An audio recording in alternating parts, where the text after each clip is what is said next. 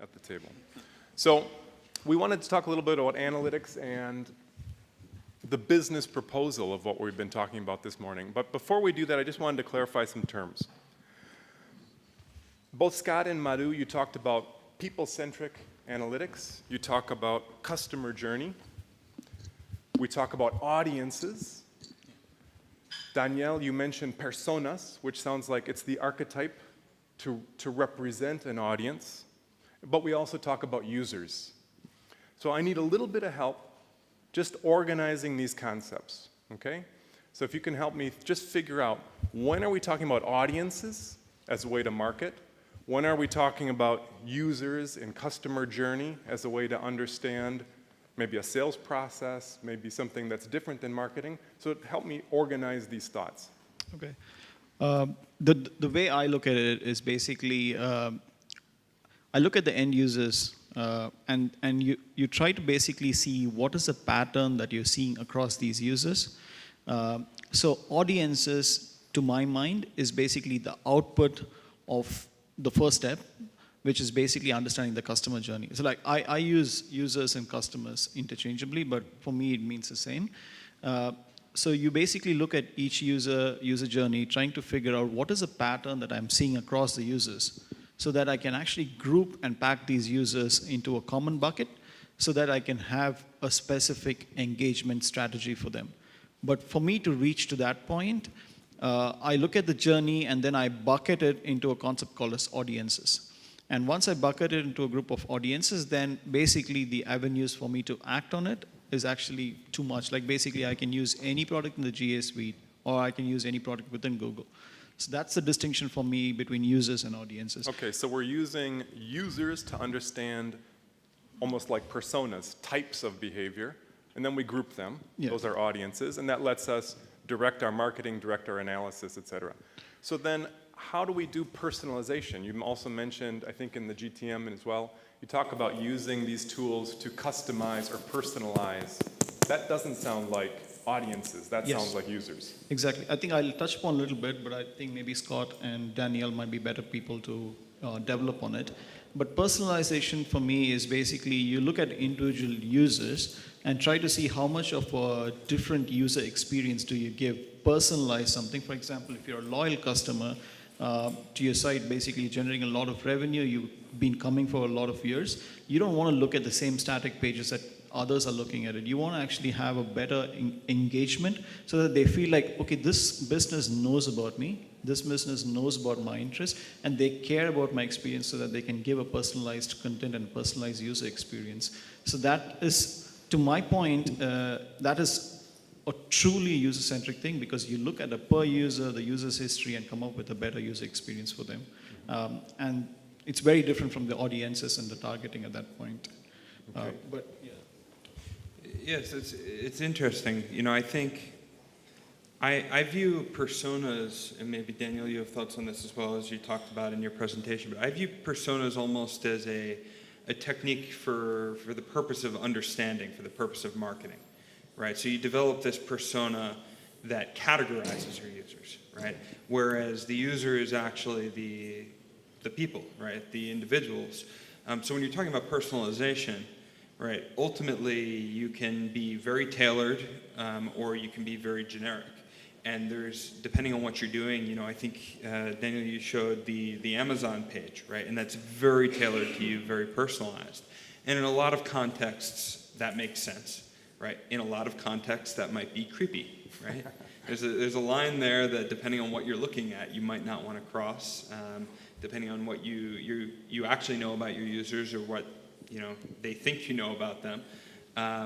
But in that way, it's, you know, personalization can be very user specific, can be tailored to that individual user, or you could reuse those audiences, or the more generic concept of a persona to say, hey, these are, you know, users who I know are interested in this type of thing, so I'll be more general about it. I don't know if that... I'm going to ask one follow-up, and maybe Danielle, you can help me. So are we thinking that obviously we want to streamline our work, audiences helps us do that, so we don't have to create an unlimited number of, let's say, marketing assets and things. However, isn't that sort of the ideal, that we would eventually get to the point that we are creating always these very unique experiences, so that we would try to be more personalized as a goal and be less audience-focused generically, let's say?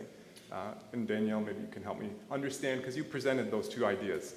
The Amazon experience, which is total personalization, versus that idea of personas, which is more of a marketing, maybe more of a marketing technique to understand how do we talk to groups of people. Well, we use personas, for example, in the bank that we are taking, because we want to go out from demographics. It's more a marketing tool for focus more in. We don't need to see our customers only in demographics. Need to think about it, what they like and the behavior they have when they purchase some products of us. But when we are implementing this, we don't talk about this only about the personas. We are talking about the users. Mm-hmm. But for the understanding and for the tool to take out from the demographics, it's very useful. And really, if we think about us, why we need to see the same page that everybody sees, I think that's crazy. And I think it's impossible that we are in 2016 and we continue with that, because it's not a matter of technology, it's a matter of thinking.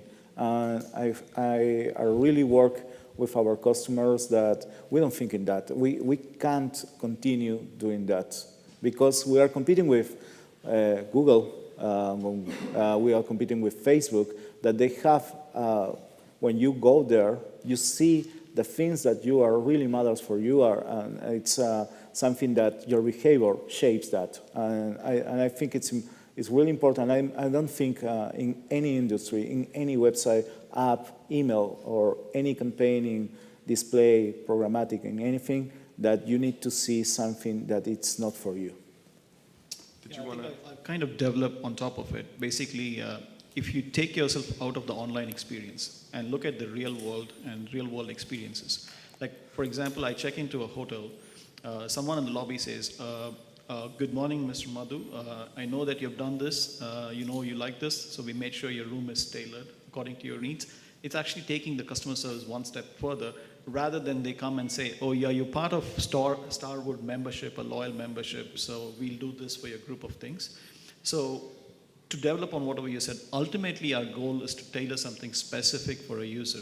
It'll be great if we reach there. For example, the dynamic remarketing is basically something that's similar to it. Basically, we say that you saw this product, so the ads that you see is going to be specific for the product. It's not going to say generically go to Nike and buy the shoe. It's going to say you saw this particular shoe is on sale. So with the picture of that image or the image of that particular shoe, and then you can click on it. So that's more tailored for that specific user. So ultimately, yes, probably we'll reach there, but audiences just gives you an easy way to just say group it, so that's easier to manage right now. So. Great, thank you very much. As I listened to the different talks today, I heard a lot of talk about marketing, especially in Scott and Pablo's talks this morning. Those were sort of themes of it. I didn't hear that so much in Daniel's, and then I thought, well, it seems that there's a difference between when we think of analytics, maybe I'm misdefining marketing. Is it a tool for marketing? Is it a tool for business transformation? We've heard these two different positions. It doesn't have to be one or the other. But when we're talking about the same tools, Analytics 360, and we think about the missions that you talked about, and they had slight differences. One said there's a marketing mission there. Where are we going with this? Is this analytics for business transformation? Is that the vision that we have? Or do we say, marketing is our focus, maybe we get into customization so that we can help with the customer experience, customer satisfaction, but that's really what this is about. This isn't going to get into all of the nitty-gritty of a CRM to manage the relationship of the client, for example, or is it? So maybe we can actually start with Daniel this time, because Daniel's been working with the tools, he heard the presentations as well, and I wanted to understand from your perspective, Daniel, when you think of the analytics tools, where do you begin thinking? Obviously, in your speech you talked about transformation, but with your clients, I would bet that they don't start there, right? No, but I really like Pixar. I suppose some of you like Pixar too.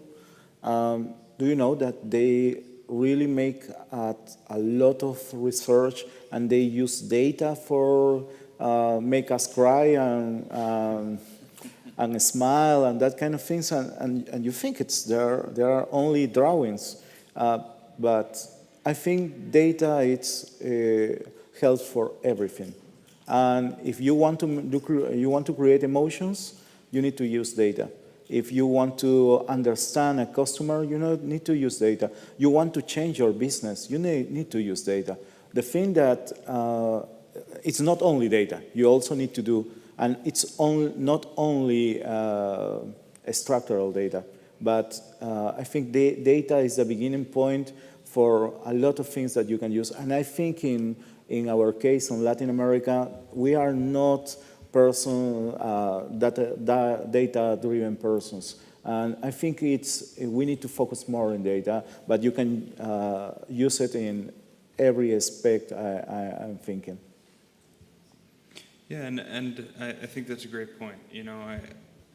It's interesting because there's a lot of types of analysis that you could start to think about that analytics has never handled, right? There's things like, if you're an e-commerce company, you might do a lot of analysis of your available inventory or your product. Or the CRM example. Yeah, exactly. Now, the CRM is interesting because it does tie back to your user experiences, right?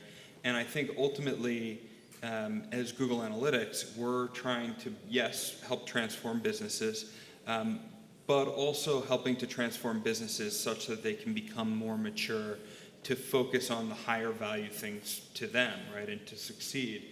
Because, honestly, as Google, that's beneficial for us too if our customers succeed, right? So when we think about the best ways that we can do that, a lot of times that comes down to how these businesses are actually engaging with their customers, and that's largely marketing, right? Even if it's about website experience or app experience, that's the experience that the customers are seeing, and that is related to marketing. Now, interestingly, I did implementations for years, and a lot of the implementations I did weren't the traditional sense of marketing. They were, I remember even doing web analytics implementations for intranets, right?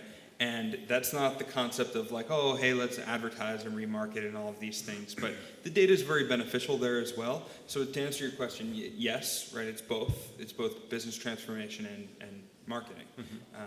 So there's a definition of marketing that isn't just the advertising type of definition, right? I think so. It's a communication, it's a back and forth between the company and the user, right? Yeah, absolutely. And I think we talked about all of the different products in the 360 suite. Not all of those are directly creating campaigns, right? We talked about Surveys 360, we talked about Attribution 360, which can help do things like TV attribution as well. So it's not always about that direct campaign marketing. Yeah. So another question related to the theme that Daniel just brought up. He mentions that maybe we don't have, let's call it a culture of analysis here, or a culture of being data-driven. I would doubt that. You would argue that the places that you live and your own cultures are not necessarily that way. So Daniel, first you again, when you heard the presentations, you heard about tools and how these tools help us be more data-driven. But the reality, when you go to the offices of your clients, is probably something different. There's a gap, right? It might be a cultural gap, it might be a familiarity with the tool gap, but how do we start to close that gap? What is the action that we take away from today that helps us go back to our offices and start to close that gap between tool and culture? That's a good question. I think that all starts with culture. How we are doing this first in our company, then in our customers' company. We start showing the potential that analytics, and we use Google Analytics, and how you can increase your sales, how you can augment the reach that your brand can have And we showed the things that are important for the business, and then we say, okay, but we need to learn more about this. We need that our team talks in the same language. 5 years ago, we decided at the company that all the persons in the company need to be Google Analytics individual qualification, have the individual certification. And people say, why I'm working in business, in the accounting part, I need to know about Google Analytics, because we work in that.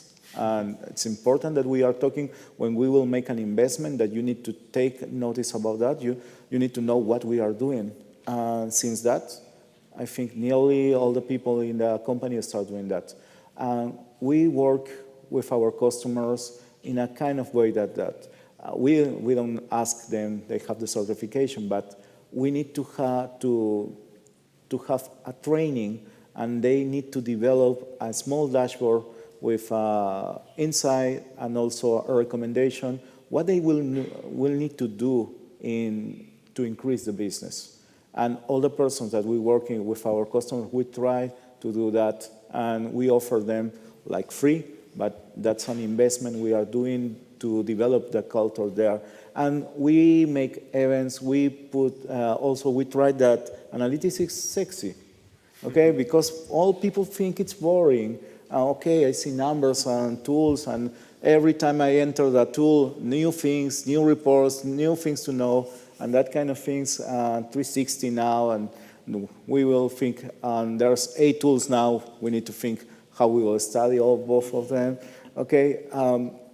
But we can have better lives. We can make our business really grows. We can grow in our career if we have analytics. And that's the kind of things that we need to put the things that are important for the people and make a connection with data. And I think we are trying to work. There are some people that really don't understand, but another people, and it's most people every time, they are very interested in analytics. So in your talks, you both mentioned tools that are available, types of reporting, and also processes. Especially in Scott, you start to talk about the way that this workflow could work. What have you seen works in terms of developing culture? What are the first steps that we should be taking to develop the right culture for data analysis, being more data-driven, as Daniel referred to it? Yeah, certainly. It's interesting. I think the first step is starting to acknowledge that you need it, right? And I think just by being here and starting to think about these things, it's a good first step. We used to talk about Google Analytics, and I don't know if this term has made its way around, but we used to talk about it as the anti-hippo, right? The anti-highest paid person in the office, right? And I think that's a good first step, is starting to question decision making. If you're not a decision maker, presenting data that maybe informs those decisions or changes that mentality. And if you do that enough times, you'll start having that conversation. It'll start being a question before it's an answer. It'll be, well, what does the data say about this? And our job, you mentioned the 8 tools. Our job is to make that as easy as possible, right? So you don't have to think that much about, learning all the nooks and crannies of all of these tools that we're able to present the insights. And all of your jobs are to start thinking about how you can bring that data and bring those insights into your decision making and into your processes, and realize that if you have a question, if you have a decision to make, the data is there, right? It's just a matter of finding it and using that to inform those decisions. Did you want to add something? I think it's kind of related to what Scott said. There's always going to be a friction between people who go based on that gut feeling and people who are actually going to be data-driven. Right, and the culture is, as you said, like people are going to go by the gut feeling because they get paid for it, to be honest. But you can't just go and preach to them and say, yeah, change this way, change the culture with your work. The only way they're going to change is basically show the use cases where data-driven things have trimmed the fat, or basically made your process more efficient. I'll just give one small example of this. We always used to tell customers that user-centric analysis is important. But the moment we built the user explorer, we basically said, We showed this demo to a person in the vacation rental business. The other person was on a conference call. They just looked at the report. The other person on the other side was literally jumping up and down. He basically said, I can't believe this month we got a revenue of $20,000, but this user explorer is showing us this 2 people have spent $15,000 of the $20,000. So he was literally saying, I want to find who those 2 people are and just go and give them a hug, basically. So it's very easy if we had just done the lip service, just kept saying like you do user-centric analysis, they wouldn't have understood. But for us to just show the data right there, for them to know, like not all users are the same. 2 of them are like super special for you. That kind of changes their perception. So it goes twofold. One is Google Analytics has to provide the platform and techniques to get there, and the other is agencies have to pivot their story around users as well, so that it becomes more data-driven for their consumers. Great. I think those were very good answers. They were both incorrect. The correct answer is that you're supposed to hire Mentalidad Web. In Peru, you hire Nail. And in Costa Rica, Mi Web. Mexico, Abaco. So that's the correct answer. There'll be a test later.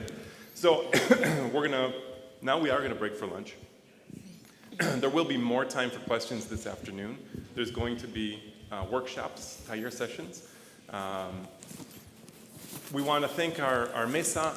Muchas gracias por las preguntas que nos han hecho durante toda la mañana y disfruten el almuerzo. Muchas gracias.